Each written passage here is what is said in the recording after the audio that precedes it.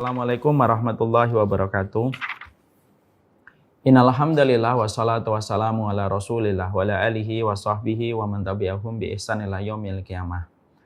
Kepada keluarga besar Pak Eri dan Bunia dan kepada seluruh para penuntut ilmu dari para sahabat, circle dan para karyawan yang ada yang berkumpul pada kesempatan sore kali ini di taman-taman surga. Semoga Allah senantiasa memberikan kepada kita jalan keselamatan pada kehidupan di dunia ini, terutama ketika kita sedang berada pada akhir perjalanan kehidupan di dunia. Kita tentunya harus selalu sadar dan kita selalu aware bahwasanya hari ini kita hidup pada zaman fitnah. Tidak ada yang paling kita butuhkan kecuali adalah keselamatan. Semoga kita tidak terseret kepada fitnah yang semakin hari semakin gelap menggelayuti pada kehidupan orang yang beriman. Dan terkadang saking begitu gelapnya fitnah, kita tidak tahu siapa yang benar dan tidak tahu siapa yang salah. Kita juga terkadang kebingungan ketika kita menyikapi sesuatu. Inilah yang menjadikan kita berharap semoga Allah memberikan kepada kita obat penguat dan Allah memberikan kepada kita kekuatan. Dan tidak ada kekuatan terbesar ketika kita berada pada zaman fitnah kecuali kita diberikan ilmu. Ilmu itu merupakan cahaya dan ilmu merupakan pelita supaya kita mengerti yang benar-benar adanya, yang salah itu salah adanya. Hari ini kita hidup pada saat ketika informasi begitu terus mengalir deras pada skrin kita dan masuk kepada pikiran kita per detiknya. Bahkan terkadang asupan informasi lebih banyak daripada yang kita butuhkan di dalam perjalanan hidup kita. Inilah yang menjadikan akhirnya kita khawatir. Terlalu banyak informasi menjadikan kita semakin rapuh dan akhirnya semakin mudah kita tertarik dan terseret kepada setiap fitnah yang ada di hadapan kita. Inilah yang menjadikan kita harus selalu memahami apa yang dikatakan Nabi. Kalau zaman fitnah, bersikap tenanglah. Jangan mudah terseret dengan apa yang sedang terjadi. Jangan mudah terseret dengan apa yang kamu dapatkan. Karena apa yang kamu lihat belum tentu sebagaimana semestinya hal itu terjadi. Inilah yang menjadikan kita terus berdoa kepada Allah. Semoga kita pada zaman fitnah tidak menjadi korban berikutnya pada zaman fitnah.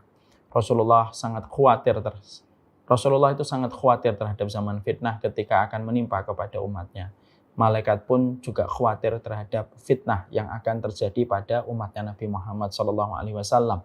Dan itulah yang menjadikan kita, semoga dengan kita belajar, kita mendatangi masjid, kita memaksakan diri di dalam kita beribadah, bisa memadamkan setiap fitnah yang ada pada sekitar kehidupan kita yang mengalir begitu deras di dalam perjalanan hidup kita.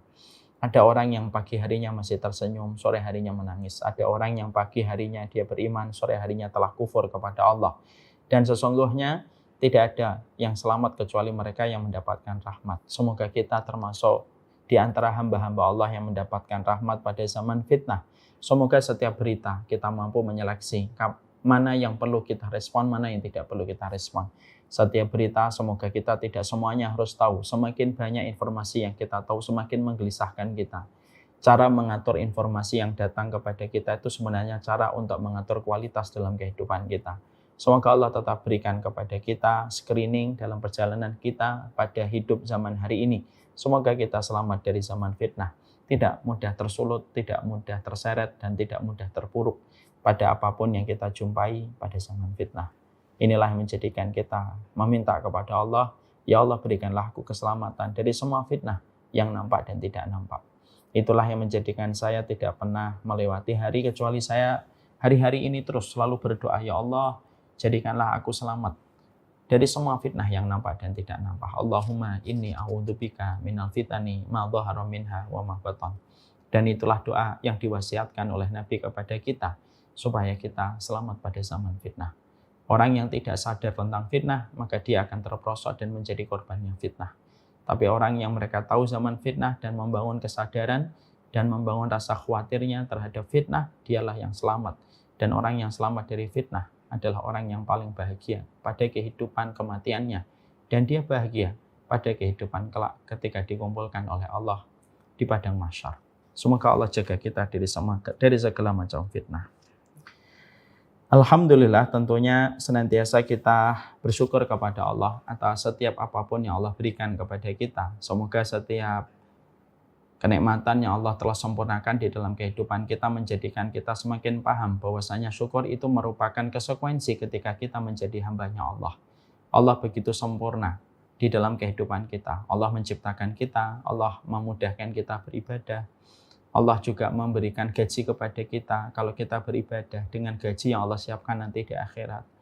Allah juga memberikan seluruh perangkat yang kita butuhkan ketika beribadah. Bahkan ketika kita bermaksiat sekalipun Allah masih memberikan kepada kita kenikmatan. Apakah kita lupa? Kadang kita di kamar, kita bermaksiat, tetapi Allah tetap mengirimkan oksigennya untuk kita hirup walaupun kita sedang bermaksiat di dalam kamar. Itu sudah sangat jelas sekali untuk memberikan kepada kita bahwasanya Allah itu maha baik di dalam kehidupan kita. Syukur itu bukan karena Allah butuh syukurnya kita, tapi syukur itu merupakan konsekuensi ketika kita menjadi hambanya Allah. Tidak ada satupun yang ada pada kehidupan kita kecuali bagian dari karunia terbaik yang Allah berikan kepada kita. Kalaupun Allah memberikan kepada kita ujian di dalam kehidupan, bukan karena Allah benci kepada kita. Kadang-kadang ujian itu menjadikan kita terbentur, supaya kita senantiasa tersadar kemana arah kita harus berjalan ketika kita sudah mengalami benturan dalam ujian. Sehingga akhirnya kita kembali kepada ridhanya Allah dan kembali kepada rahmatnya Allah. Kalaupun Allah memberikan kenikmatan, Allah menyuruh kita untuk bersyukur. Karena bersyukur itu memberikan kualitas di dalam perjalanan kehidupan kita. Inilah yang menjadikan kita senantiasa mengerti. Sesungguhnya hati kita merupakan bagian terpenting untuk mengarungi kehidupan. Kita berjalan pada kehidupan kita dengan hati kita, bukan dengan kaki kita. Kaki kita itu hanyalah perangkat untuk memenuhi perintah yang diberikan oleh hati. Hati mengatakan jalan, kaki berjalan. Kaki mengatakan berhenti dan duduk, maka kaki pun berhenti dan dia akan duduk. Maka sesungguhnya komponen hati itu merupakan komandan tertinggi pada kehidupan ketika kita mengarungi kehidupan.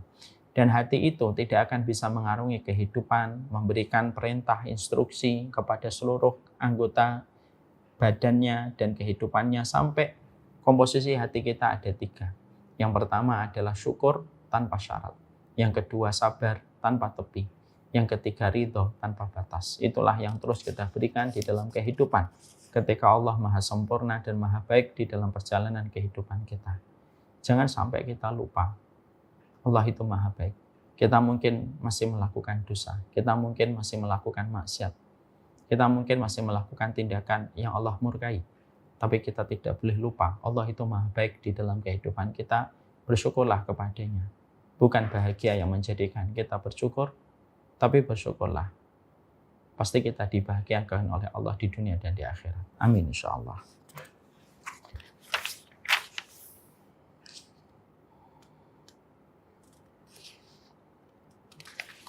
Kita pada kesempatan hari ini, kita akan menuju kepada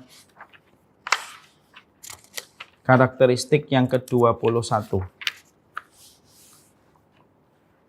Kita akan berpindah kepada materi yang baru setelah kemarin kita mempelajari materi yang ke-20, golongan yang ke-20, mereka yang senantiasa berderma dan mereka yang senantiasa bermurah hati ketika mereka menjadi karakternya manusia yang dicintai dan diridhai oleh Allah Subhanahu wa taala. Sekarang kita menuju kepada pembahasan baru pada kesempatan hari ini. Salah satu di antara karakteristik mereka di antara hamba yang Allah cintai di dalam kehidupan, yaitu adalah Allah itu sangat mencintai setiap hambanya dan setiap makhluknya. Yang mana setiap hambanya dan setiap makhluknya itu memiliki rasa malu. Dan Allah itu sangat mencintai setiap hambanya itu yang selalu menutupi setiap apapun yang terjadi pada hidupnya. Ini salah satu di antara karakteristik yang mungkin banyak di antara kita masih belum memperhatikan, masih belum mengetahui bahwasanya Allah mencintai di antara hambanya yang memiliki rasa malu dan memiliki sifat menutupi. Kalau kita membicarakan tentang hambanya Allah yang mereka pandai sedekah, kalau kita mendapati hambanya Allah yang pandai sholat, yang mereka ikhlas, yang mereka selalu membantu, mengikuti jejak para nabi, yang mereka bersuci, mereka bertobat, itu kita sering mendengar. Tapi pembahasan kita pada sifat yang ke-21, mungkin banyak di antara kita yang belum memahami dan belum banyak memperhatikan salah satu sifat di antara hambanya Allah. Salah satu sifat di antara hambanya Allah itu adalah salah satu sifat hambanya Allah itu yang Allah cintai, mereka memiliki sifat malu dan mereka menutupi. Sekarang mari kita bahas dulu. Sebelum kita membahas bagaimana realisasinya dan bagaimana konkretnya kita sebagai hamba yang ingin dicintai oleh Allah ketika memiliki rasa malu dan ketika kita memiliki rasa untuk menutupi pada kehidupan kita, maka sesungguhnya kita harus memahami betul bahwasanya Allah sebelum menyuruh kita dan Allah menyintai kita ketika kita memiliki rasa malu dan menutupi, kita harus paham Rabb yang kita sembah itu Rabb yang sangat pemalu. Dan Allah itu memiliki sifat maha menutupi. Dan itu dua sifatnya Allah yang melekat pada sifat kesempurnaan Allah. Berarti malu itu bukan sifat negatif. Itu sifat yang agung ketika dibawa kepada konteks dan makna yang benar. Sesungguhnya itu merupakan sifat yang sangat agung sekali. Dan Allah juga memiliki sifat satir. Satir itu maha menutupi. Dan sebelum Allah mencintai hambanya yang memiliki sifat menutupi, maka Allah itu memiliki sifat menutupi yang sangat kuat sekali, yang melekat dan itu menjelaskan kemahasempurnaan Allah di dalam sifatnya. Mari kita baca dulu sebelum nanti kita menjelaskan maknanya.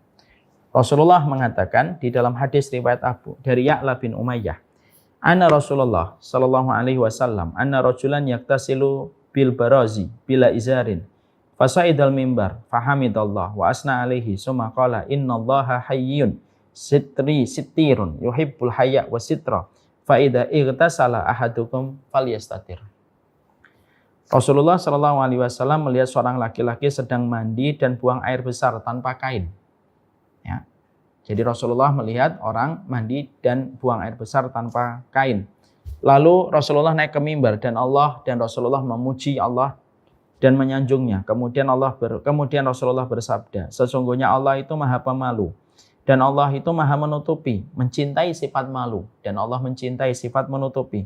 Maka apabila salah seorang di antara kalian itu mandi, maka hendaklah dia menutup diri. Hadis ini diriwayatkan secara sahih dari riwayat Abu Dawud dan ini merupakan sebuah landasan dalilnya, landasan ilmunya. Innallaha yuhibbu hayyin wasittir. Allah itu mencintai orang yang mereka itu pemalu dan Allah mencintai orang yang suka menutupi. Tapi sebelum kita meneruskan hadis ini, maka tentunya kita paham betul bahwasanya Allah itu memiliki sifat malu dan mungkin dari kita banyak yang masih bingung. Apa itu arti sifat malunya Allah? Kenapa Allah memiliki sifat malu? Bukankah Allah maha berkuasa dan bukankah raja di raja itu sebenarnya tidak memiliki rasa malu? Karena semua kekuasaan itu kan ada di tampuk tangannya dan di atas pundaknya. Kenapa harus malu? Padahal Allah maha sempurna. Allah maha berkuasa, Allah maha perkasa. Dan semua sifat-sifat yang sempurna itu miliknya Allah semata. Kenapa Allah ada sifat malu yang melekat di antara sifat-sifatnya Allah? Tentunya ini harus kita jawab dulu supaya kita paham. Sifat malunya Allah itu tidak sama sekali mengurangi keagungan sifatnya Allah.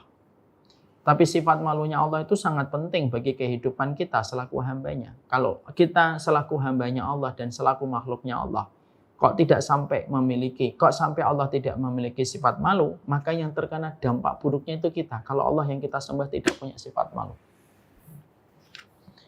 Kan? Karena apa? Kalau Allah tidak punya sifat malu, malah porak-poranda dan berantakan perjalanan kehidupan kita. Kalau Allah yang kita sembah tidak punya sifat malu. Sehingga ketika Allah tidak punya sifat malu, bisa jadi nanti Allah zalim. Naudzubillah. Subhanallah amma yasifun. Maha suci Allah terhadap apa yang mereka katakan.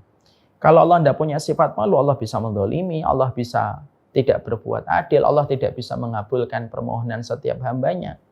Tapi karena Allah memiliki sifat malu itulah yang menjadikan akhirnya kita merasakan dampak kebaikan ketika Allah yang sempurna itu memiliki sifat malu. Apa itu dampak yang kita rasakan kalau zat yang kita agungkan, zat yang kita sembah, dan zat yang kita murnikan ibadah kita kepadanya memiliki sifat malu? Kalau Allah itu punya sifat malu, itulah yang menjadikan kita bisa merasakan akibat manisnya.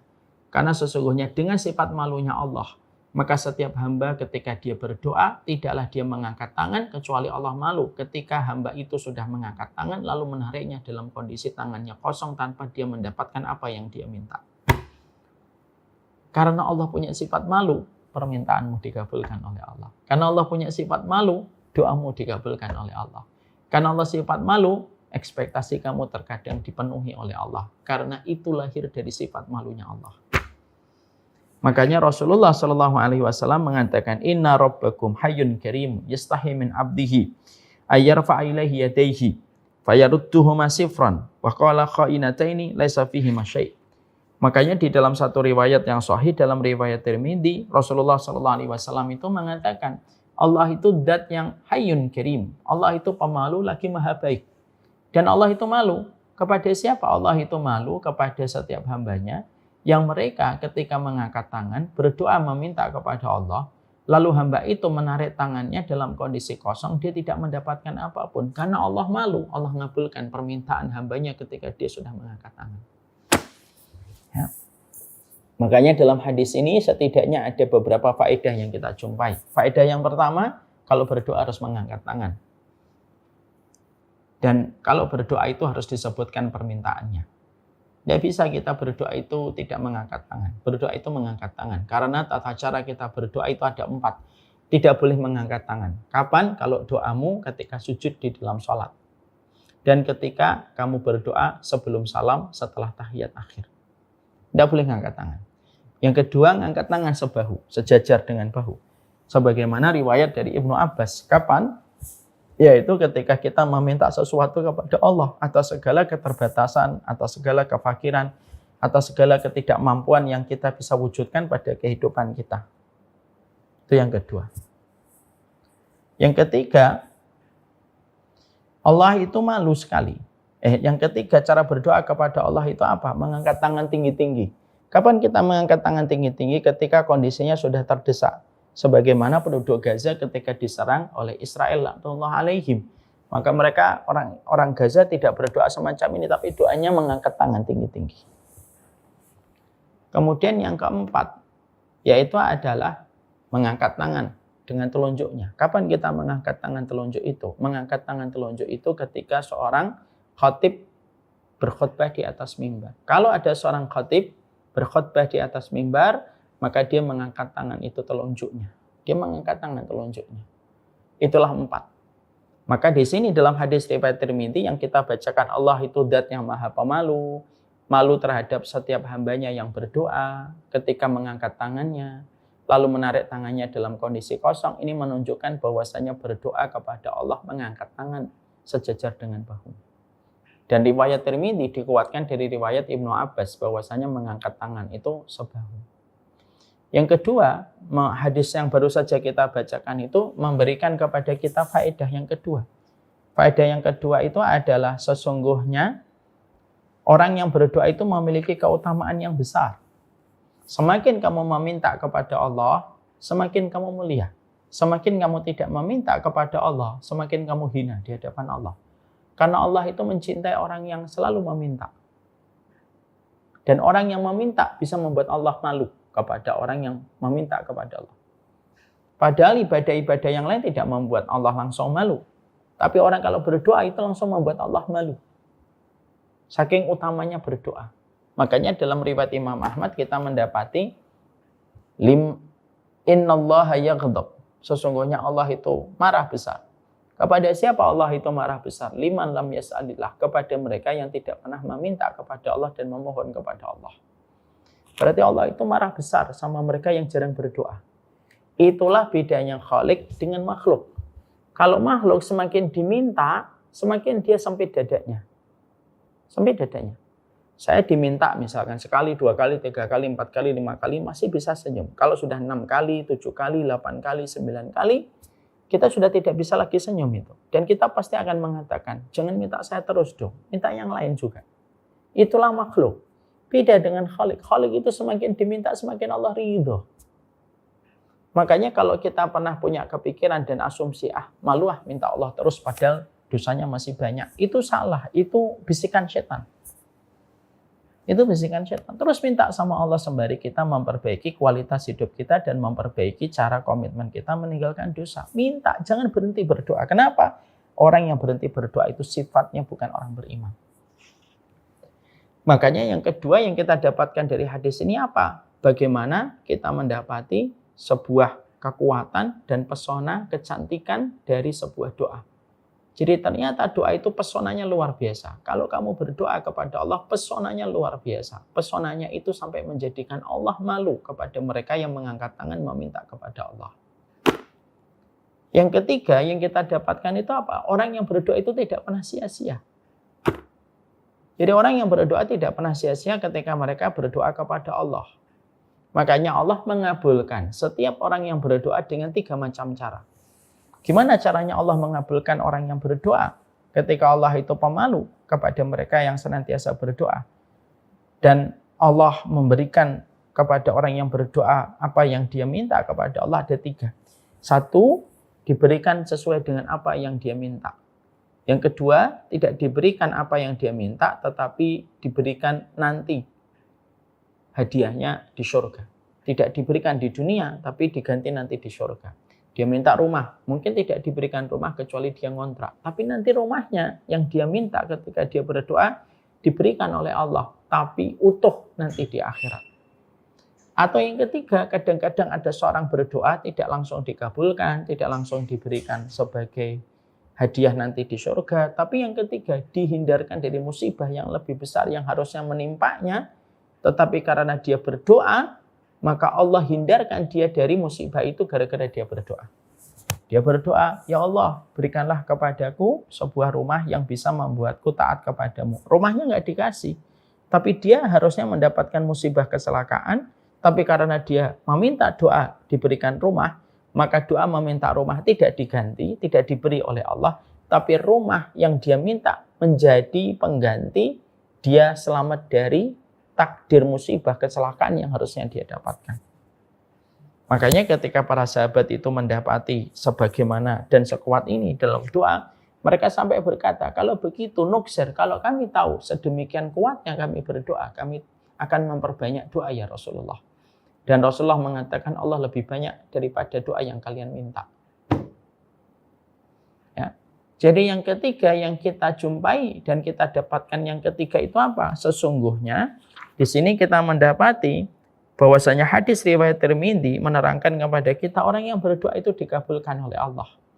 Tapi cara Allah mengabulkan doamu itu ada 3. Dikabulkan langsung, disimpan untuk kebaikan akhiratmu, atau diselamatkan kamu dari sebuah musibah. Yang harusnya kamu dapatkan musibah itu, tapi karena kamu rajin berdoa, Allah selamatkan kamu dari musibah itu.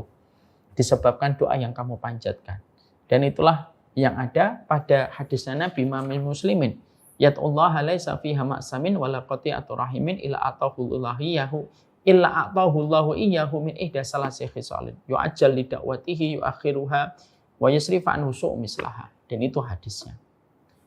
Yang keempat yang kita dapatkan dari hadis riwayat Tirmidzi ketika Allah mengatakan Allah itu zat yang maha pemalu, menerangkan kepada kita bahwasanya ketika Allah itu memiliki sifat pemalu, memberikan kebaikan untuk kita.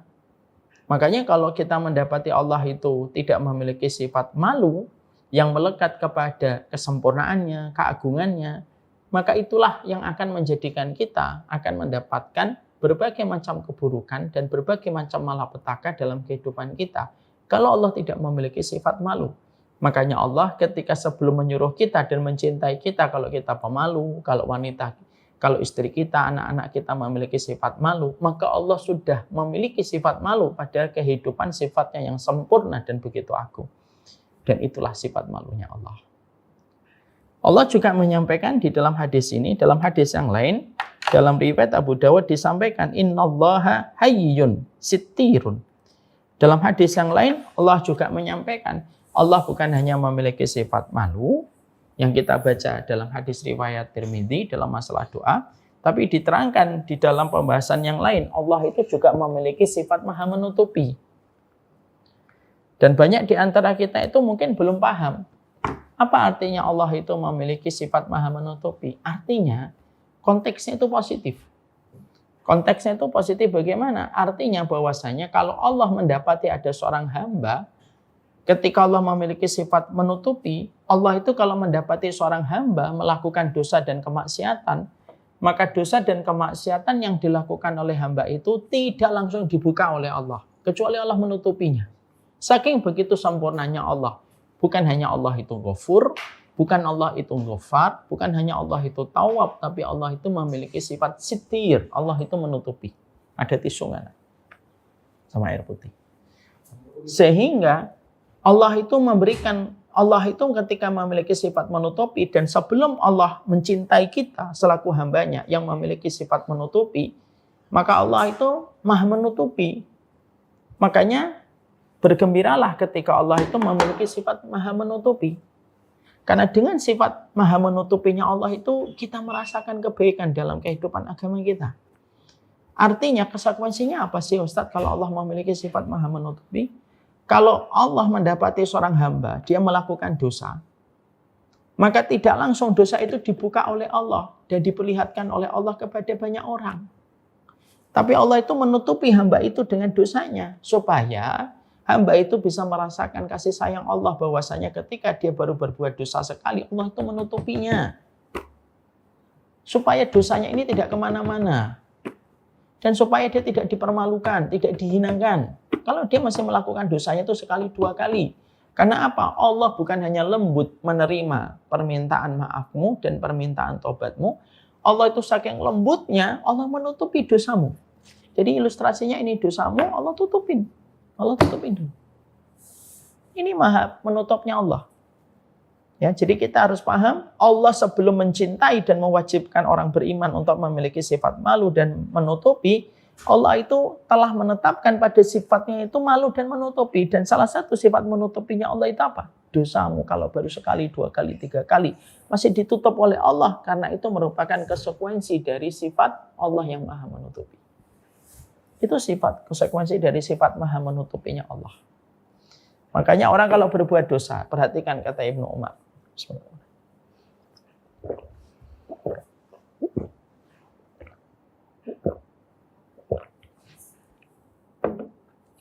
Makanya kita mendapati dan kita menjumpai. Apa yang kita dapati dan kita jumpai? Bahwasanya yang kita jumpai adalah Ibnu Umar itu berkata, kalau ada seseorang yang melakukan dosa, melakukan maksiat baru sekali, dua kali, tiga kali, itu Masya Allah tutupi. Tapi kalau dia terus melakukan dosa-dosa itu dan tidak merasakan hangatnya kasih sayang Allah yang telah menutupi dosanya, Allah itu akan ambil itu tirainya dan Allah menjadikan dosanya kelihatan oleh banyak manusia dan dia merasa hina ketika dosa itu sudah diketahui oleh manusia. Itulah bedanya Khalik dengan makhluk. Kalau makhluk mengetahui dosamu, maka dia akan jijik dan akan melecehkanmu. Tapi kalau Allah mengetahui dosamu dan kamu menyesali dan bertobat, Allah menutupi dan menggantimu dengan kemuliaan. Ya? Maka disinilah kita paham ketika Allah menyampaikan hayyin, innallaha hayyun wasittirun, Allah itu maha pemalu dan Allah itu maha menutupi. Maka sesungguhnya pelaku kemaksiatan itu masih diberikan waktu untuk kembali kepada Allah sebelum tirai yang Allah tutupkan kepadanya dibuka dan ditarik oleh Allah yang menjadikan dosa itu akan terlihat. Ya, makanya contoh konkretnya gimana? Ada orang melakukan zina. Kalau zinanya itu baru sekali, dua kali, tiga kali gitu, masih ditutup sama Allah. Orang kalau zina itu masih sekali, dua kali itu ditutup oleh Allah. Tapi kalau dia terus melakukan zina terus gitu, akhirnya apa? Yang sudah Allah tutupi dibuka oleh Allah. Dibuka itu oleh Allah. Lalu akhirnya dosa zinanya itu kelihatan oleh banyak orang dan orang itu mencela. Dan orang mengetahui dosa zina yang dia perbuat dan dosa zina yang telah dia lakukan. Itu menunjukkan tidak ada dosa besar. Kok sampai akhirnya ketahuan kecuali pelakunya sudah dikasih oleh Allah tenggang waktu untuk kembali kepada Allah dan tidak melanjutkan dosa itu, tapi dia terus melanjutkan tenggang waktunya dan dia menyanyiakan apa? Dia menyanyiakan waktu yang Allah telah berikan kepadanya.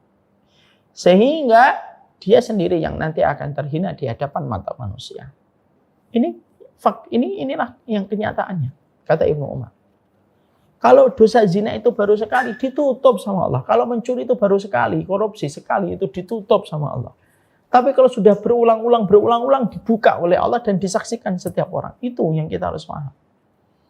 Karena Allah itu lembut dan di antara konsekuensi sifat lembutnya Allah Maha menutupi. Ini ada satu kejadian, kisah nyata ini. Di daerah, salah satu daerah di Jakarta.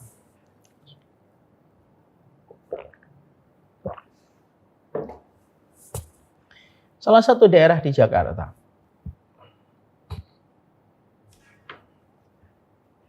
Ada satu tempat masjid, qadarullah, uang infak itu yang ada di kota masjid itu selalu berkurang.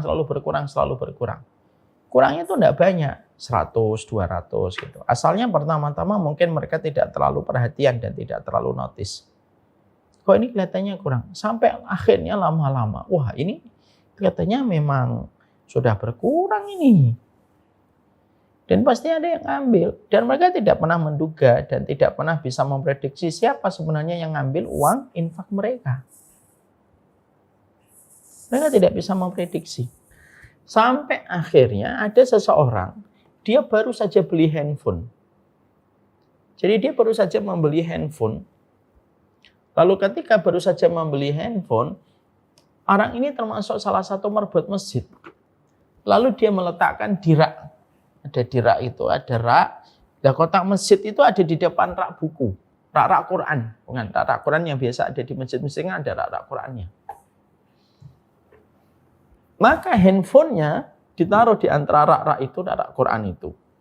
Iseng-iseng dia juga tidak mengharap apa-apa. Saat itu CCTV masih sangat jarang sekali. Ini kejadian mungkin sekitar 8 tahun, 9 tahun, 10 tahun yang lalu. Ketika saya masih di Pamulang. Akhirnya dia iseng-iseng meletakkan handphonenya yang baru saja dia beli untuk melihat kameranya. Dan diarahkan itu ke arah kotak masjid. Ke arah kotak masjid. Dia tinggalkan itu. Terus malamnya itu sebelum maghrib sampai isya, maka handphonenya masih jalan. Tengah malam jam 12-an beliau tertidur, beliau sadar, loh, handphone saya belum saya ambil gitu. Akhirnya dia ngambil handphonenya, iseng-iseng aja diputar balik. Lah, ketika diputar balik itu, qadarullah yasha, ketahuan yang ngambil. Dan itu terekam dan sesuatu yang tidak pernah beliau duga dan tidak pernah beliau rencanakan kalau itu akan terekam. Akhirnya orang tersebut ternyata juga merebut masjid yang lain. Dan akhirnya beliau ditangkap. Dihakimi, diinterogasi beliau di masjid gitu. Ketika diinterogasi di masjid, saya termasuk yang didatangkan untuk mencoba menengahi gitu. Saya tanya sama beliau, bapak-bapak ini, bapak sudah berapa sering pak ngambilnya? Baru sekali 2 kali Ustadz. Saya langsung bilang, karena saya ingat tentang hadis ini, dan saya ingat tentang hadis tentang perkataan Ibnu Umar, saya mengatakan, maaf pak, bukan saya tidak percaya. Kalau bapak baru sekali, tidak mungkin langsung dibuka sama Allah. Kalau baru sekali tidak mungkin langsung dibuka sama Allah. Kalau baru sekali 2 kali pasti ditutup Pak. Bahkan sampai 5 kali pun masih ditutup sama Allah. Kenapa?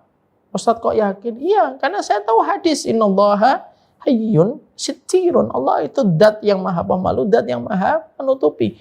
Maha malunya Allah itu karena malu sama orang yang berdoa tidak dikabulkan. Saya ngomong gitu kepada beliau. Dan maha menutupinya Allah itu artinya adalah sesungguhnya maha pemalunya, maha menutupinya Allah itu apa? Kalau dosa itu baru sekali, 2 kali, 3 kali ditutup sama Allah, tidak pernah dibuka oleh Allah. Tapi kalau sudah melampaui batas dan kita tidak memperhatikan hintsnya, tidak memperhatikan petunjuknya dari Allah, nah Allah nanti ambil Pak. Dosa itu akan diambil, supaya kelihatan. Saya tanya ulang sama Bapak, saya tanya ulang lagi terakhir sama Bapak. Sudah berapa sering Bapak ngambil? Nah, barulah ketika saya menyebutkan hadis itu dan menyebutkan dalil itu, nah barulah Bapak itu langsung terdiam dan mengatakan, ya Ustadz, saya sudah lama. Sudah berapa lama Pak? Sudah hampir 3 bulan. Ambilnya sedikit, 100, 50, 100. Tapi kalau dalam 1 bulan kan lumayan itu. Dalam 1 bulan bisa terkumpul 2 juta, 3 juta. Ambilnya pelan-pelan 1 sehingga tidak kentara di antara tumpukan-tumpukan uang itu. Tapi disitulah akhirnya insya Allah beliau adalah orang yang bertobat. Tapi disitulah kita akhirnya paham bahwasanya Ini merupakan peringatan. Hadis ini memberikan kepada kita sebuah efek kebaikan. Supaya apa? Supaya orang-orang yang merahasiakan dosa selama ini, janganlah kamu berasa pada zona nyaman terus. Jangan kamu berada pada zona nyaman terus-menerus bahwasanya dosa itu akan terus bisa kamu lakukan. Makanya orang kalau pakai narkoba sekali, 2 kali, 3 kali tidak ketahuan polisi. Tapi kalau sudah 5 kali, 6 kali, 7 kali sudah pecandu, pasti nanti pasti meninggalkan jejak. Di antara lintal-lintal polisinya, itu dicari, itu pasti ketemu itu. Selalu dapat. Allah itu selalu memiliki sifat itu. Makanya Allah memiliki sifat maha menutupi. Disitulah kita paham, maha malunya Allah dan maha menutupinya Allah tidak dalam konteks yang negatif. Tapi justru maha malunya Allah dan maha menutupinya Allah itu membawa kepada kita konteks yang positif dan tidak sama sekali mengurangi sifat kesempurnaan dan keagungan Allah ketika memiliki sifat menutupi. Supaya setiap manusia ketika paham Allah itu maha pemalu, kita berdoa, tidak pernah kita berprasangka buruk bahwasanya doa kita tidak dikabulkan. Dan kita kalau mengetahui Allah itu maha menutup, ya rasakan kelembutan rahmatnya Allah. Sampai kamu pun bermaksiat masih ditutup sama Allah. Yang sama kan orang kalau sudah melakukan selingkuh perzinahan gitu. Kalau itu baru sekali, 2 kali, 3 kali ditutup sama Allah. Tapi kalau terus-terusan dia dan terus melampiaskan terus syahwat dan terus menerus, ya dibuka sama Allah. Pasti akan terbuka dan terkuak. Pasti akan terbuka dan pasti akan terkuak. Karena apa? Memahamkan kepada kita betapa rusaknya satu kemaksiatan ketika kita tidak memahami petunjuk dari Allah. Ketika Allah sudah memberikan sinyal. Sudah, kalau dosa itu aku tutupi, kalau aku sudah tidak biarkan orang lain itu tahu, sudah sebelum nanti dosa itu akan membuat kamu malu di hadapan manusia dan akan menjadikan konsekuensinya berat melanjutkan kehidupan kalau dosa itu sudah diketahui oleh banyak orang. Sekali lagi ya, kalau zina, kok tersebar zinanya, itu berarti zinanya sudah parah. Sampai Allah sebar zina itu kepada banyak orang. Dan itu menunjukkan kepada kita bahwasanya setan itu senantiasa membuat kita nyaman ketika dosa kita belum diketahui banyak orang. Tanpa kita sadar mengulang lagi, sampai Allah tarik. Dan Allah sobek tirainya. Kalau Allah sudah sobek tirainya, maka dosanya akan kelihatan banyak manusia. Ya. Memang kita itu pelaku dosa. Memang betul, siapa sih di antara kita yang bukan melakukan dosa? Kita ini pelaku kemaksiatan. Di kamar-kamar yang gelap kita ini pelaku kemaksiatan. Tapi setidaknya dengan kita memahami hadis innallaha hayyun karim, hayyun sitirun, akhirnya kita paham, akhirnya kita mengerti betul bahwasanya dengan memahami Allah itu bahwasanya Allah itu maha pemalu dan maha menutupi. Menjadikan kita paham betapa lembutnya Allah di dalam memperlakukan setiap hambanya. Malu ini juga bukan hanya sifatnya Allah. Di dalam riwayat yang lain juga disebutkan bahwasanya malu itu merupakan sifatnya para malaikat. Dan sifatnya para nabi. Makanya kenapa malaikat itu mereka ketika mendapati pasangan suami istri ketika berhubungan sampai melepaskan semua pakaiannya tanpa ada sehelai benang pun, maka malaikat itu malu. Mereka meninggalkan pasangan yang sampai tidak ada sehelai benang pun di antara mereka ketika bercampur. Karena sifat malunya malaikat itu. Sebagaimana para nabi pun memiliki sifat malu. Ya, karena malu itu akan memberikan kepada kita banyak kemuliaan dengan sifat malu. Dan sifat malu bisa menjadikan kita menahan dari berbagai macam perkara yang melampaui batas. Makanya orang sudah nggak punya malu, susah. Menghadapi orang kalau sudah nggak punya sifat malu itu susah.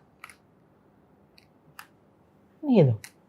Tidak memberikan bukti apa-apa, kinerjanya masih berantakan, tapi merasa pede aja, tidak malu, itu susah. Ngadepin orang itu paling susah kalau nggak punya sifat malu. Makanya ada perkataan seorang ulama, kenapa malu itu sifatnya orang beriman? Karena kalau kamu tidak punya malu, berantakan, semua akan melampaui batas. Dan paling sulit itu kalau sudah berhadapan ketika orang itu tidak memiliki sifat malu. Orang kalau tidak punya sifat malu, sampai dosa yang dia kerjakan pun tidak akan pernah menjadikan dia berhenti dari dosa ketika tidak memiliki sifat malu. Makanya sifat malu melekat kepada Allah, melekat kepada para malaikat. Makanya dalam satu riwayat diterangkan oleh Ibunda Aisyah radhiyallahu anhu.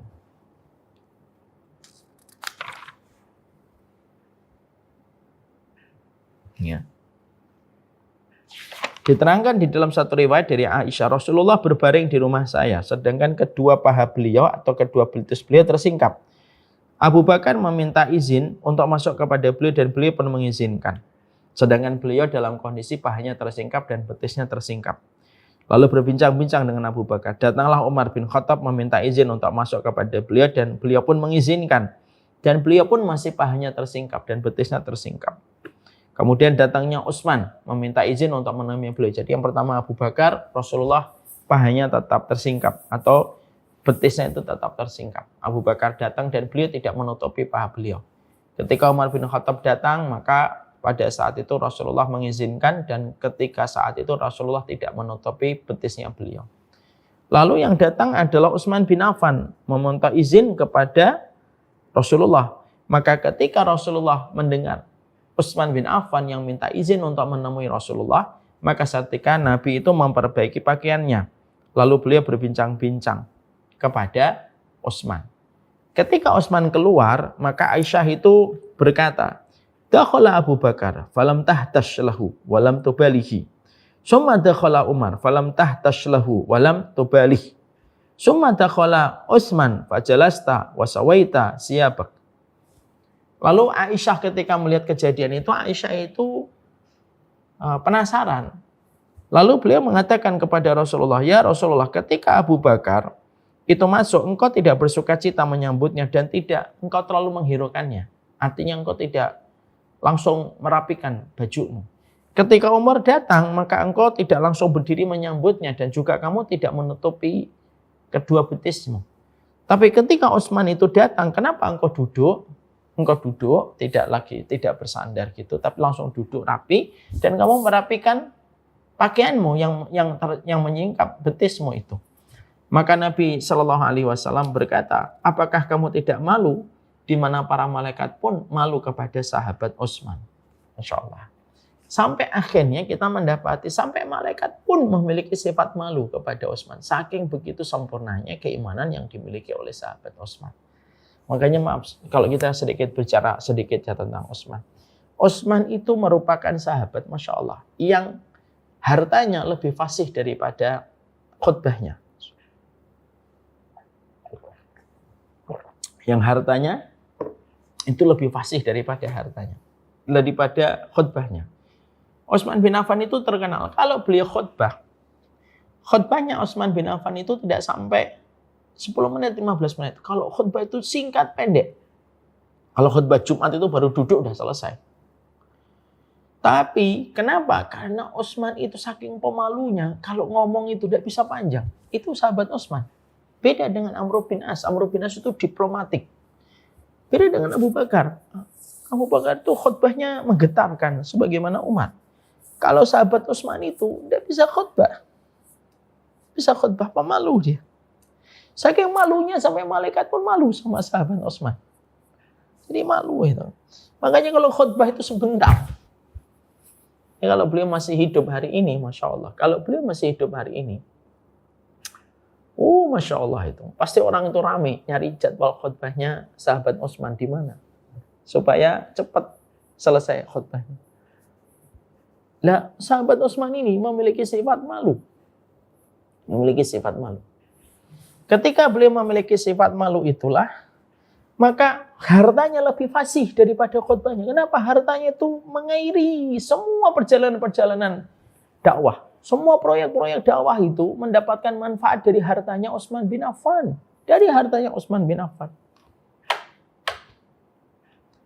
Dan itulah yang menjadikan sahabat Utsman bin Affan itu disebut di dalam perkataannya.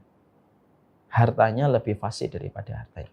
Lah sifat malunya sahabat Utsman itu sampai membuat para malaikat itu malu.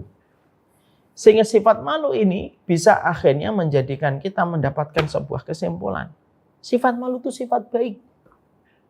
Allah pemalu, malaikat pemalu, para nabi juga pemalu, nabi pemalu.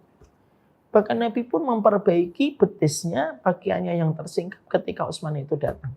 Sehingga kalau ada seseorang tidak memiliki sifat malu, berarti tidak memiliki sifat kebaikan. Berarti tidak memiliki sifat kebaikan. Makanya dikatakan oleh Abu Sa'id Al-Khudri radhiyallahu anhu, bahwasanya di dalam satu hadis yang sahih disebutkan kana Nabi asyaddu haya'an minal adra' fi khidriha fa idza ra'a syai'an yakrahuhu arafnahu fi wajhihi. Nabi itu pemalu, lebih pemalu daripada perawan di dalam pingitan. Jadi Nabi itu pemalu, lebih pemalu daripada perawan di dalam pingitan. Apabila beliau melihat sesuatu yang tidak beliau sukai, maka seketika dapat kita ketahui dari wajahnya. Jadi wajahnya itu kelihatan. Dan Nabi itu bukan orang yang selalu ngomongnya itu apa adanya. Tidak ngomong langsung, maaf. Jadi Rasulullah itu bukan orang yang langsung ngablak ketika bicara. Jadi kalaupun mengingatkan itu mengingatkannya dengan lembut sekali. Tidak langsung ngablak, apa yang difikir langsung keluar. Enggak, Nabi itu bukan tipe semacam itu.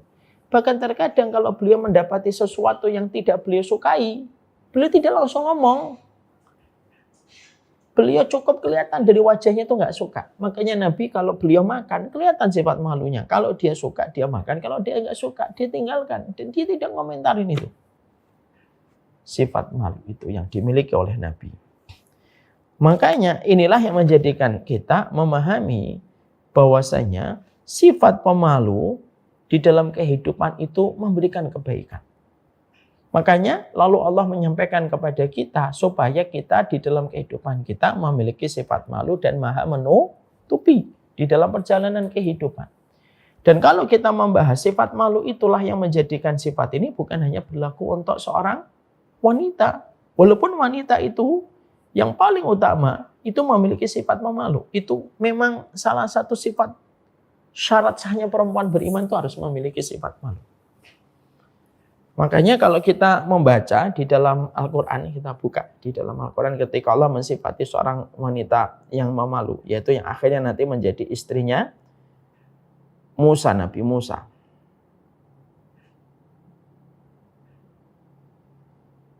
Ya. Di dalam surat Al-Qasas 25.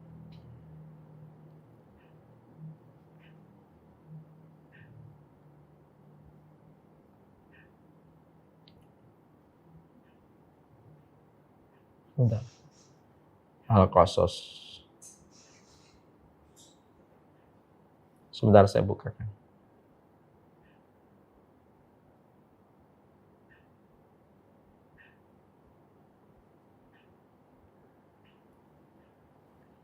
Allah sampai menyampaikan kepada kita salah satu sifat seorang wanita, itu salah satu sifat syarat sahnya wanita itu apa? Mereka memiliki sifat memalu. Maka Allah sampaikan bagaimana Allah ketika memuji salah satu di antara dua wanita yang ditolong oleh Nabi Musa ketika Nabi Musa meninggalkan Mesir. Dan salah satu dari dua wanita ini yang pemalu yang akhirnya Allah jodohkan kepada Nabi Musa. Dikatakan faja'atuhu ihdahuma tamshi ala istihya'in qalat inna abi yad'uka liyajziyaka ajra ma saqaita lana falamma ja'ahu wa qassa alaihi al-qasas qala la takhaf najauta minal qaumidz zalimin. Dikatakan dua gadis yang dibantu oleh Nabi Musa ketika mereka sedang berebut dan mereka selalu dikalahkan oleh pihak laki-laki yang mengambil air lalu dibantu oleh Nabi Musa. Lalu akhirnya mereka ketika menceritakan peristiwa itu kepada bapaknya memberikan amanah. Panggil itu laki-laki yang membantu kalian. Panggil itu laki-laki yang membantu kalian untuk datang ke sini. Lalu Allah menceritakan detail deskripsi peristiwanya. Maka salah satu dua wanita itu datang dalam kondisi malu, berjalan kemalu-maluan kepada Nabi Musa. Sesungguhnya bapakku memanggil kamu supaya dia bisa memberikan balasan atas kebaikanmu ketika memberikan ternak kepada kami. Lah, yang unik adalah Allah itu mensifati Di dalam surat Al-Qasas 25 ini Allah mensifati wanita yang nanti menjadi istrinya Firaun itu apa? Alistihyain. Yaitu wanita yang pemalu.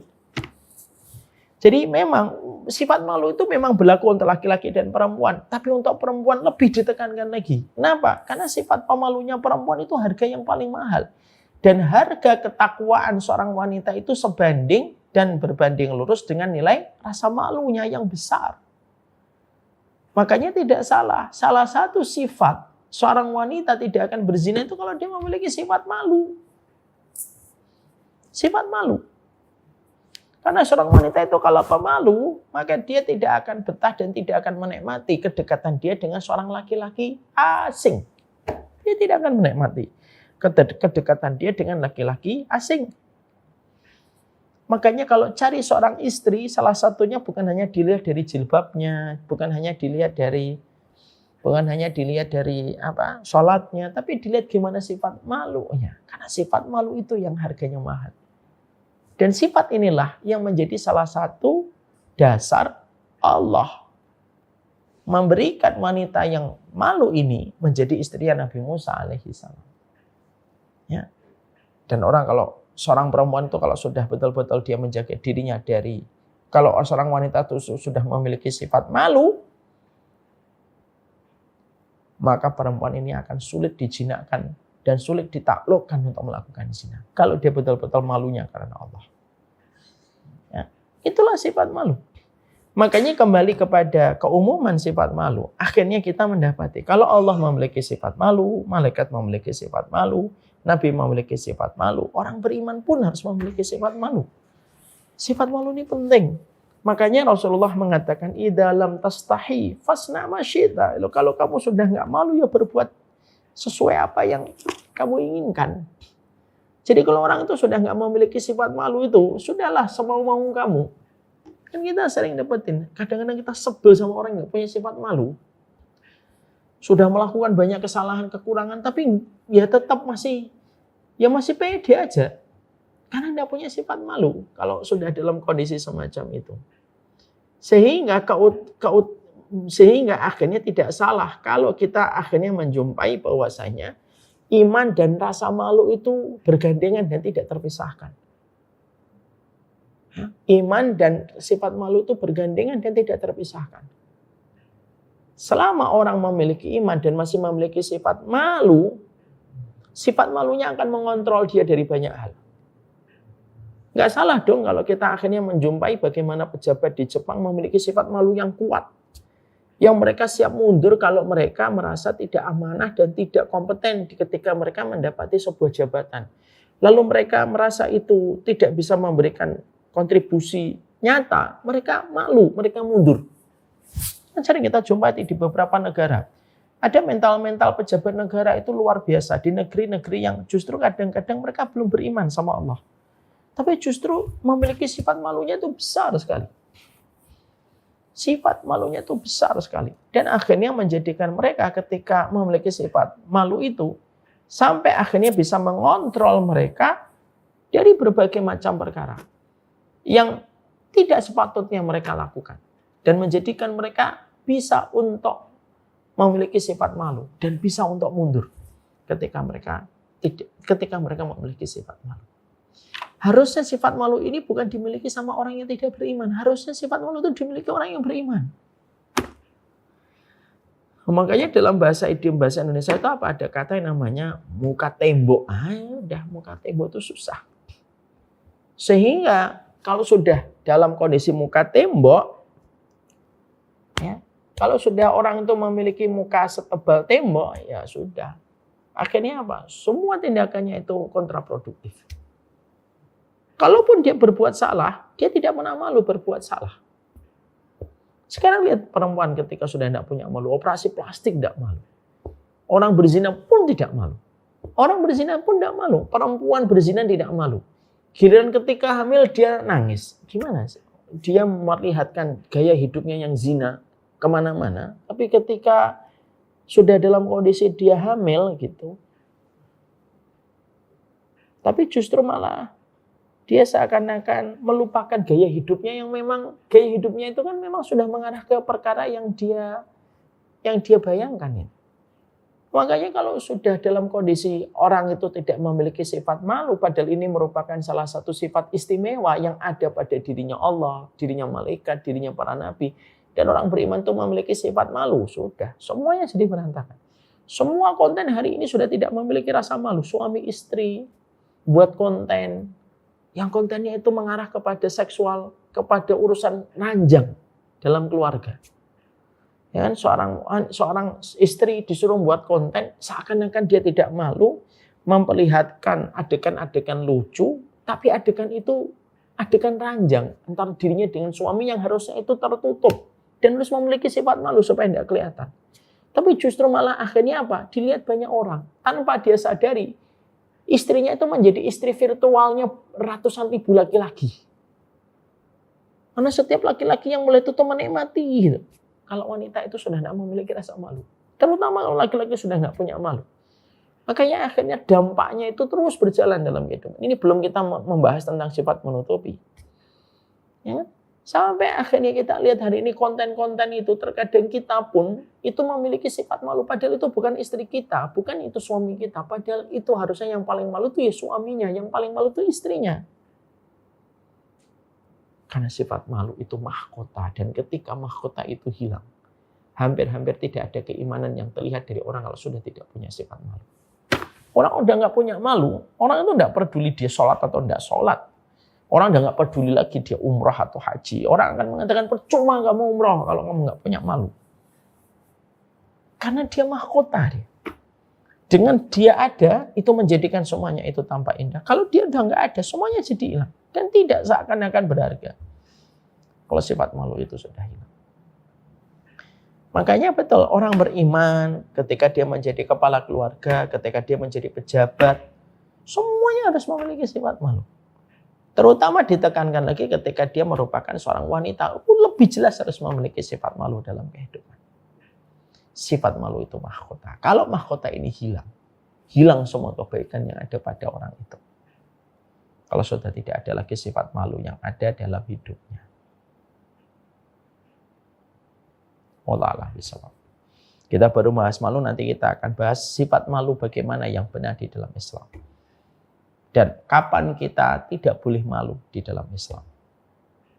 Tapi sekali lagi mari kita mengerti betul hari ini menguapnya sifat malu dalam kehidupan. Menguapnya sifat malu dalam kehidupan.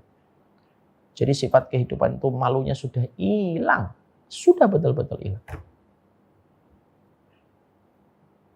Sehingga rusak seluruh fondasi-fondasi. Nilai-nilai agama, nilai-nilai bangsa itu hilang kalau sudah tidak ada sifat malu. Bukan hanya nilai agama, nilai bangsa pun akan hilang kalau sudah tidak ada rasa malu.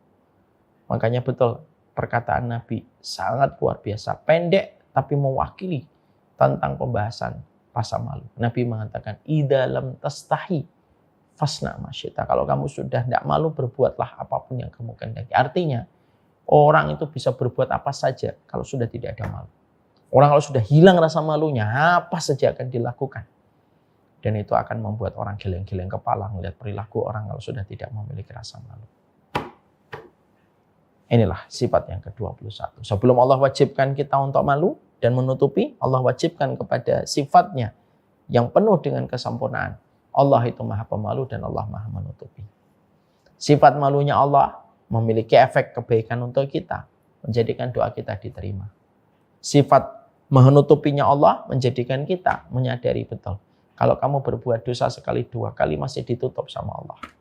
Tapi kalau tidak berhenti dari dosa itu, sifat maha menutupinya Allah akan cabut, satarnya, tirainya akan Allah robek, dan akan kelihatan dosa itu di hadapan manusia. Kalau dosa itu sudah dilihat oleh semua manusia, kamu akan hina di dunia, di dalam sisa kehidupanmu. Kita juga paham sifat malu itu penting terutama untuk perempuan. Karena sesungguhnya kesolihan seorang wanita sangat tergantung salah satunya dengan sifat malunya. Sebagaimana yang kita baca dalam surat Al-Qasas 25. Di sini juga kita paham sifat malu itu merupakan mahkota pada kehidupan iman. Kalau tidak ada rasa malu, maka orang akan melampaui batas dalam perjalanan hidupnya. Ini part yang pertama, insya Allah kita akan teruskan pada bab berikutnya. Semoga kita memiliki sifat malu. Dengan sifat malu kita tidak akan semena-mena. Dengan sifat malu kita akan memenuhi setiap amanah dan setiap kewajiban. Orang kalau malu, dia akan betul-betul bersungguh-sungguh menyelesaikan setiap amanah yang dibebankan kepadanya. Janganlah orang kafir, janganlah orang yang non-muslim lebih memiliki sifat malu dibandingkan orang yang telah mendapatkan wasiat dari Nabi. Malu. Kalau kamu tidak malu, berbuatlah apa saja yang kamu inginkan kalau sudah tidak punya memiliki malu.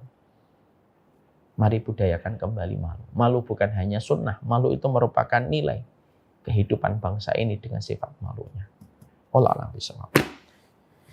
Saya akan teruskan insya Allah, ini bab yang pertama. Kita akan lanjutkan bab yang kedua dalam pertemuan kita berikutnya. Wassalamualaikum warahmatullahi wabarakatuh. Walhamdulillahirabbil alamin.